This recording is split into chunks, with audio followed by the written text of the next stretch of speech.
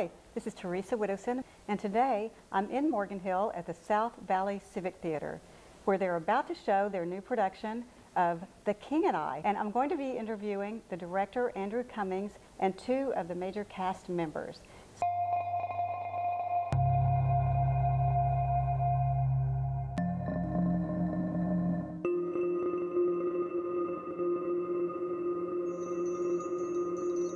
So first, let me introduce you to Andrew Cummings, the director of the play, the musical.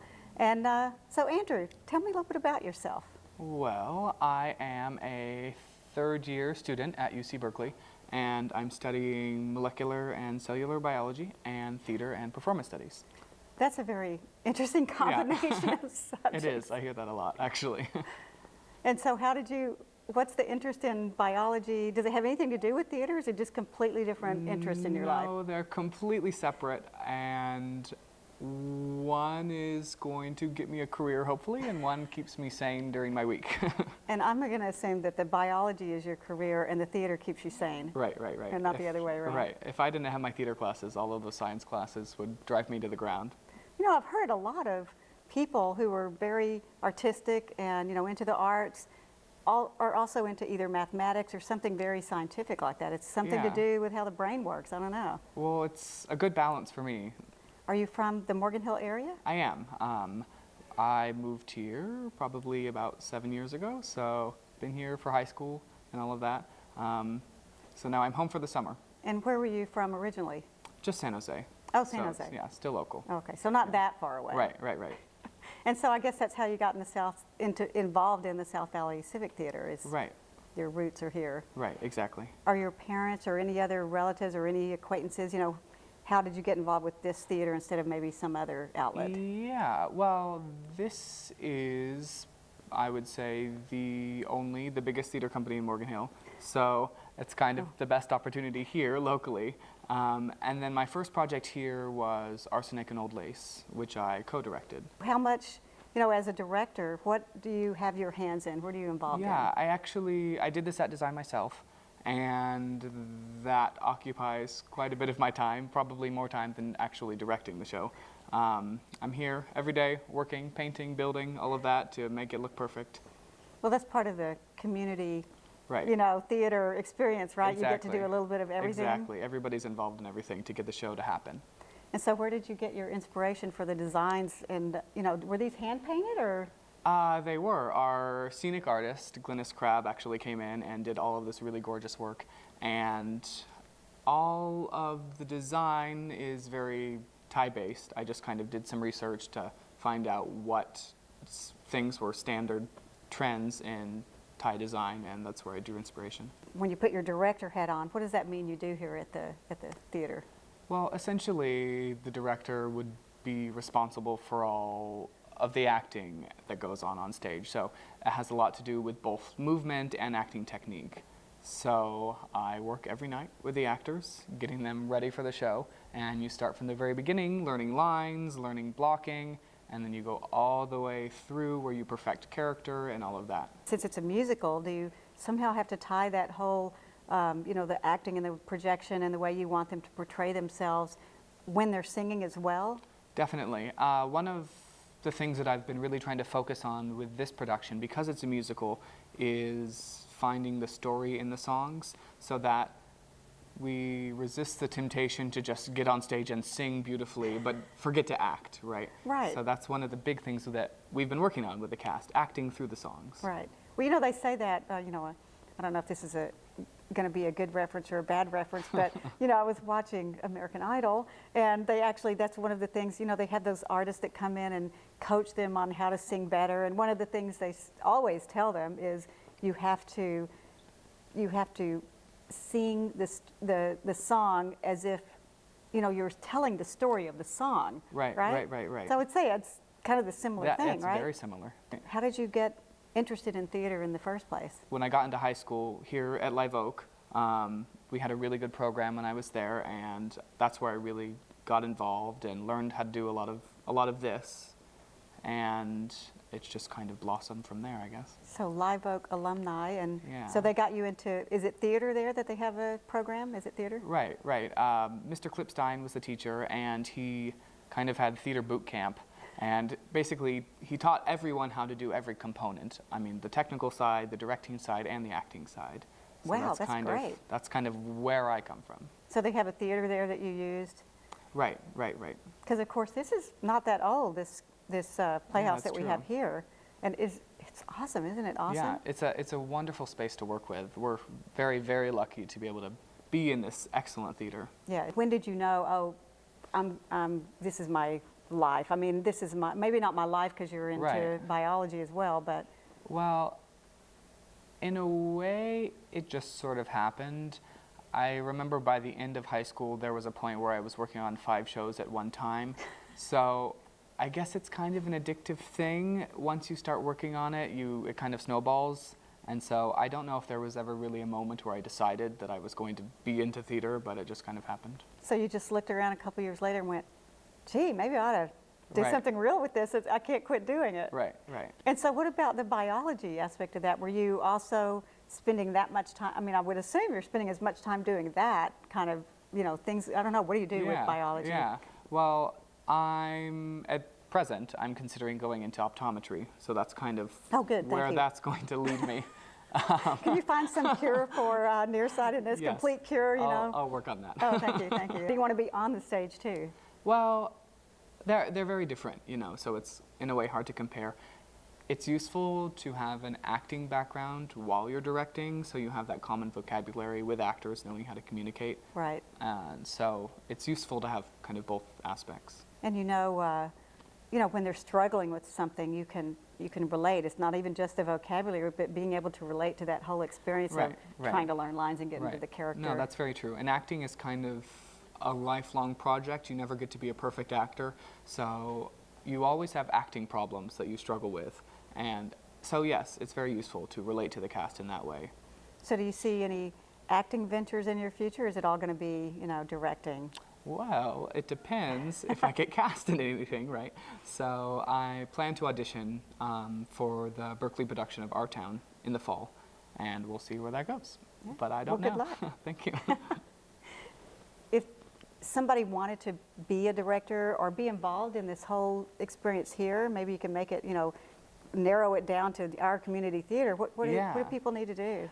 Well, we try to send out as much publicity as possible about our productions, and this is a community theater, so we love having everyone involved, as many people as possible, and that makes the work lighter for us and the whole process much more enjoyable. It's really a great time. I've tried to sort of put forth the spirit of having fun, because that's why we're all here, and that's something that SVCT is really all about. Right. So just come to one of our shows, ask for some information, and come we'll see get you in here. Come see The King and I, Come right? see The King and I, yeah. What's your favorite scene? Do you have a favorite scene, or is that unfair? No, I just haven't thought about it. I would say that the Uncle Thomas Ballet is kind of a really memorable section of the show. I don't know if I would say it's my favorite. It's hard to narrow down, but it's definitely one of the unique, more memorable parts of The King and I. If you could Right. direct anything, what would it be? Actually, once again, haven't thought about this either, but I almost ended up directing the Stephen Sondheim musical Sweeney Todd, and before I had considered directing it, I didn't like it at all. But then, once I started thinking about it and kind of running with it, it really, really engaged me. So that would be a really interesting project to be on. I love that play. Yeah. Well, it's a musical too, Right, but right. I kind of say them all together. But yeah, it was the first time I saw that. I don't 17 or whatever. I don't remember how old I Right. was, but it just blew me away because Yeah. everything else is happy, flowers. I don't very know, true, and especially with except for musicals, maybe right? the Little Shop of Horrors that Right. wasn't so happy, but that was the first one I'd ever seen that kind of just took me Right, out of that right. expectation, and I was like, wow, they can do that in a Right, play. right. Yeah. Well, thank you for spending time with us. Any last words to the public or budding, theater Yeah. fanatics. Come see this King and I, get involved with SVCT. We're a great organization, and this is going to be a great show. Great.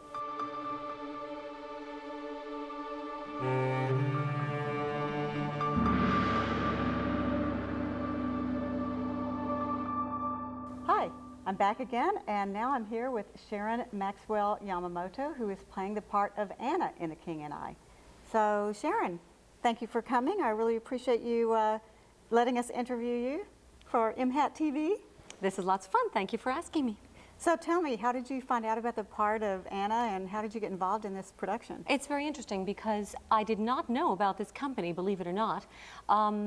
I live in San Jose and usually perform in companies a little bit further north, but a friend of mine was going to audition. She's another soprano, and she told me about it at the last minute, and I came to the auditions and she didn't. So you might be, interviewing her if it hadn't been such the case, because she's a natural blonde, sort of.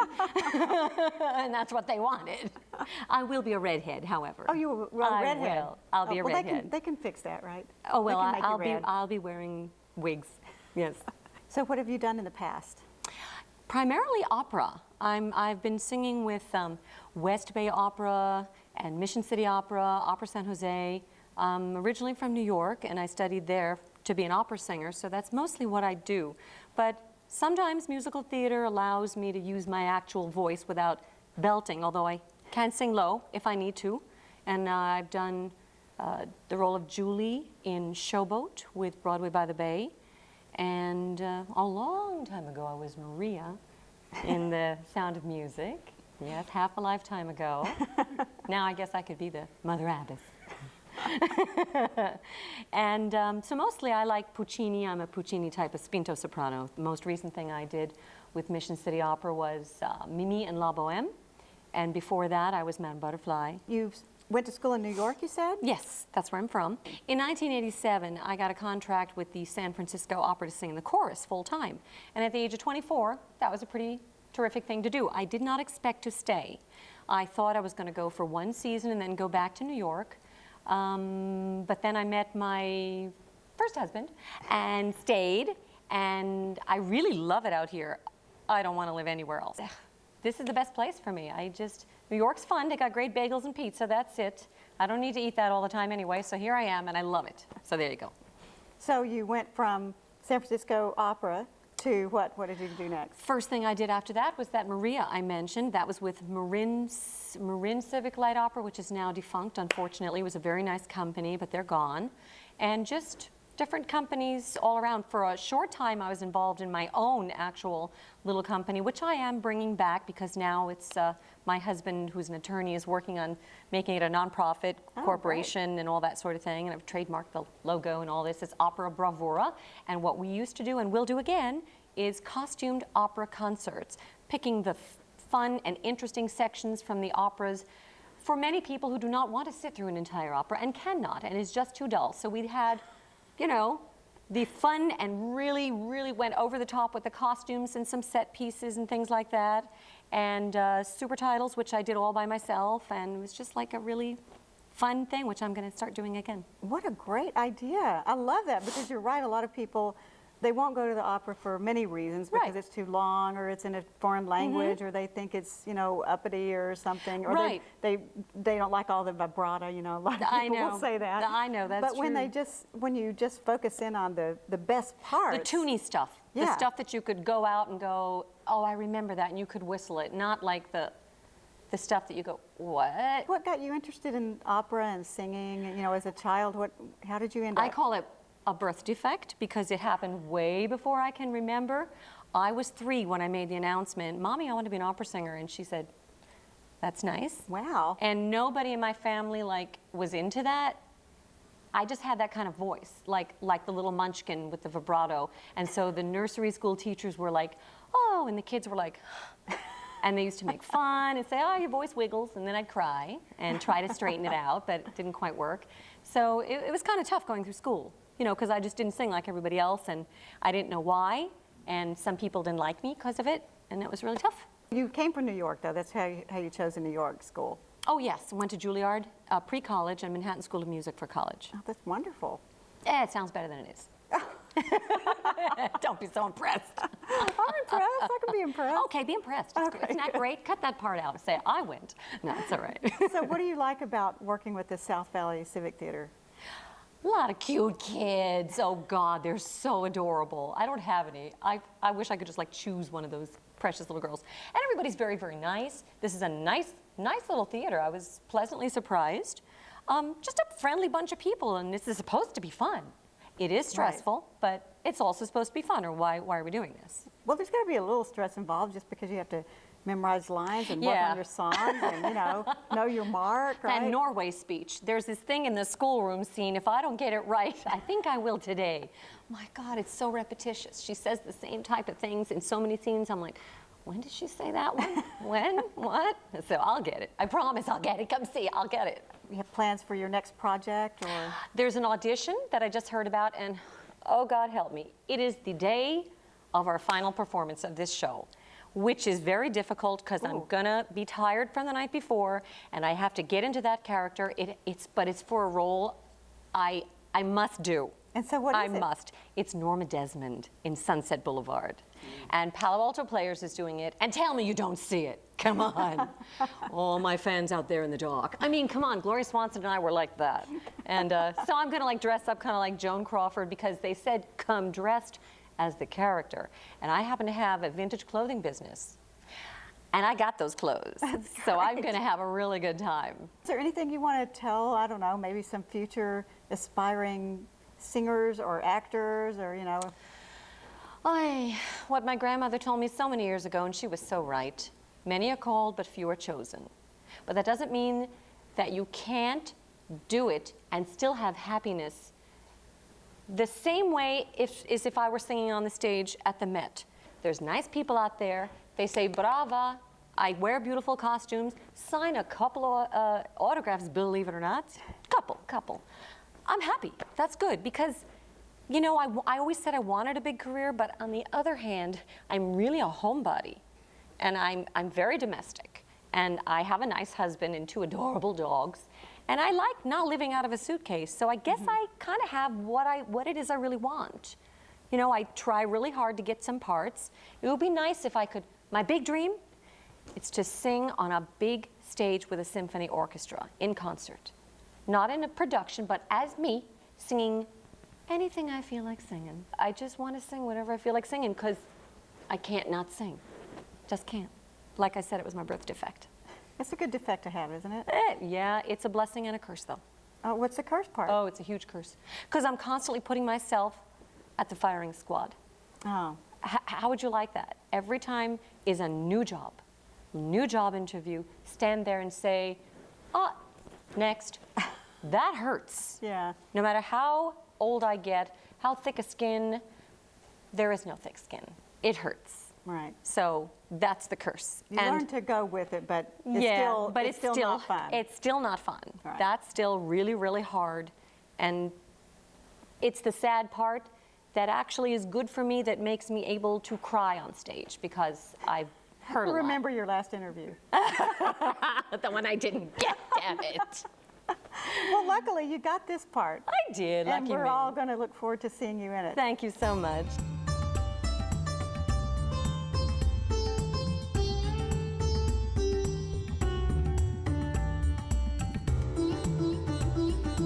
Well, I'm back again, and I'm here now with Edmund Kwong, who is playing the part of the King of Siam for The King and I. So, hi Edmund, thank you for Hello. coming. Thank you. How did you get involved in this part? How did you get this part? I've played this part before, so it's one of my favorite parts to play. So whenever I hear, a company is producing the musical, I try to track that down and get the detailed information about auditions, and then go and audition for the show and see what happens. I guess it helps to be able to have the experience of having done it a couple of times, and then, you audition for it, you know the songs really well, right? Or did they make you sing that song, a song from the production? Yeah, at audition callbacks, it's when they usually ask you to sing the puzzlement, which is the King song, the big song in the middle of first act. It's a role, as an actor, sometimes, I think as any professional, when you have a certain experience, you always think back, gee, if I could do it all over again, I would do it this way. And as an actor, and certainly playing the part of the king, I remember after the first time I played the role, I said, well, if the next time I have a chance to do it, I'll do it a little bit differently or this way. And I didn't get a chance to do it again until 10 years after the first time. So, I mean, I was much older and much more experienced since then. So that king was a lot different from the first time I played it. I always enjoy working with a lot of different directors and different music directors and different choreographers in theater. So that in itself, makes each experience different and each production different. And some people say that, well, how many times can you play a role and don't you get bored of it? But everything's different. I'm a full-time school teacher. It's just like every year you teach and the kids come in, every year is different, and that's how I see musical productions. So this is your third time playing the part? This is my third time playing Third the part. time. So what are you going to bring different to this role now? Well, it's different because I'm playing with opposite different Annas also. So the dynamics between the characters and for most of us actors, your character on stage does come a little bit from yourself. Certainly playing opposite Sharon, it's a very different experience than I have the previous 2 times I played the part. Well, as we've noticed, she's a very dynamic and energetic woman, so I would think that you probably feed off each other in these roles, right? I mean, like you're saying, it affects how you play it because you want there to be that chemistry. Absolutely. That is the beauty of live theater also, and not only having the opportunity to respond to the type of actor that Sharon is, also each night the performance is going to be different. How did you become interested in theater? It is absolutely an accident. I never did theater in high school, never did in college. Not until my first job out of college, I just hung around with some friends who were interested in theater and actually did theater. So I actually attended a lot of productions until one year, a friend of mine who's an actress in the area, she said, I'm doing a local production of the movie, on stage adaptation of the movie MASH. Of course, if you remember the movie, has the Korean houseboy Ho-Jan in the show. The television series doesn't have that. And she said, well, the director's looking for an Asian actor to play the role. And she just asked if I would give it a shot. And I showed up at the rehearsals, and the director had me read from the script. And he just said, well, I think we could work with this guy. So I guess as the saying goes, after that, it's history. How did you get involved in singing? That same lady who got me involved in the first production pulled me into a musical that she was doing, and that's, I said, well, the previous time was quite enjoyable, and let me give it a try. I never really sang on stage or did choreography on stage, and she kind of talked me into it in a way that, well, you come out and do karaoke with us, and you could carry a tune, you do just fine. And I thought, well, what about all these choreographed dancing? I was, oh yeah, we go out dancing all the time, and we could tell you could hold your own. Just give it a shot. So I was like, okay. so that was it. That's great. You were discovered doing karaoke, huh? Well, I guess. And so what do you like better? Do you like being in a musical or in a play with no, just a straight play? I enjoy both. Because I see myself more of a pure actor, because I'm not really formally trained in singing or dancing or anything. I've just been extremely fortunate to have worked with some extremely talented musical directors who kind of took me under the wings and worked with me, as well with choreographers. I've worked with so many choreographers that are just great teachers of the trade. So I sort of, again, on-the-job training, and after a few productions, you just kind of get a hang of things and so on. But as an actor, it's just so different between musicals and plays and even Shakespeare, which I've done as well. It's just in general, I just enjoy the experience from one production to another, and each production is presents its challenge, and I'm one of those people that I would like to take on a challenge and see if I can meet it. So what other things have you done? What other productions? You mentioned Shakespeare. I have done a production of Othello, which was quite enjoyable, and the director for that production was Mark Phillips, who's a professional actor in the Bay Area, and he had this vision about staging that Shakespeare play in a setting of modern day Korea. So we still deliver the Shakespeare dialogue, but it's all in context of the modern time, current time, the economic time, as well as the political time that was involved at the time of that production. And I just felt that was amazing. It was an amazing experience. Definitely different. Well, if you think about it, they have done that with Romeo and Juliet in a movie Right. with The movie Leo with Claire DiCaprio. Claire Correct. Danes. Correct, Yeah. and Leo DiCaprio, how everything's staged modern day, but they But still they still delivered. spoke, That's right, right, and that's yeah. exactly what was the concept, and it was very enjoyable. And again, I've done The Odd Couple, which is yet another play, and so on, and musicals. I can see you in The Odd Couple. It was fun. It was fun.